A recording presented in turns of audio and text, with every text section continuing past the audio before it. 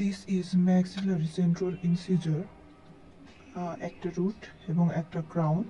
ক্রাউনটা shovel shape. Total length হচ্ছে 23.5 millimetre. রুটের length হচ্ছে 13 মিলিমিটার। ক্রাউনের লেন্থ 10.5 মিলিমিটার। এটার সারফেস রয়েছে 5টা।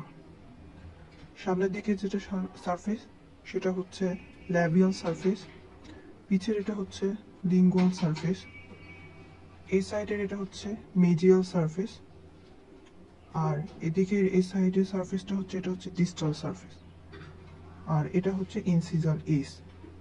অ্যান্টেরিয়র টিতের ক্ষেত্রে থাকে হচ্ছে ইনসিজাল এস, আর পোস্টেরিয়র টিতে থাকে অক্লুজাল সারফেস।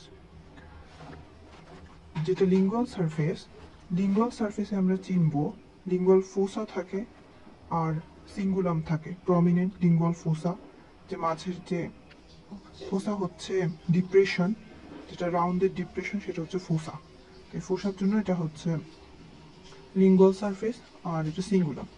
আর মেজিয়াল সারফেস আর ডিস্টাল সারফেসের মধ্যে পার্থক্য হচ্ছে মেজিয়াল সারফেস যেটা, সেটা এই সাইডের এটা হচ্ছে মেজিয়াল সারফেস। এটা দেখা যাচ্ছে যে এটা 90 ডিগ্রি রাইট অ্যাঙ্গেলে আছে, এখানে কোনো রাউন্ডেড পোর্শন নাই, এটা 90 ডিগ্রি একদম চোখা। আর এদিকে যেটা সেটা হচ্ছে একটু রাউন্ডেড পোর্শন থাকে। রাউন্ডেড পোর্শন যেটা থাকবে সেটা হচ্ছে ডিস্টাল সারফেস, এটা 90 ডিগ্রি থাকবে না। আর এখানে যেটা একদমই চোখা থাকবে সেটা হচ্ছে মেডিয়াল surface. This is all about maxillary central incisor.